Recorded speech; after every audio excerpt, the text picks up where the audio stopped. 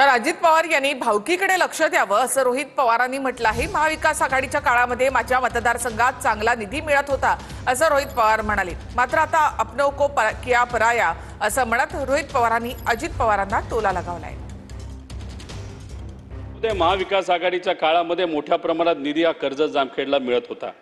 कदाचित त्यावेळेस काही लोक आमच्या जवळ होते, निधी अजितदादा मोठ्या प्रमाणात तिथं देत होते, पण दुर्दैव असं नंतरच्या काळामध्ये अपने झाले पराये। नाहीतर कदाचित असं म्हणता येईल अपनों को किया पराया।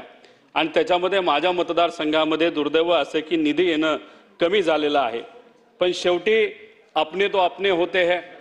त्यामुळे आपल्या अजितदादांना मी विनंती करतो, सर्व गावकीकडे तुम्ही बघत आहात, गावकीकडे बघत असताना जरा भावकीकडे तरी बघावं आणि तिथे माझ्या मतदारसंघामध्ये जो निधी माझ्या विकास कामासाठी, माझ्या तिथं असणाऱ्या लोकांच्या भवितव्यासाठी लागणारे तो तिथं देण्यात यावा। राजकारण बाजूला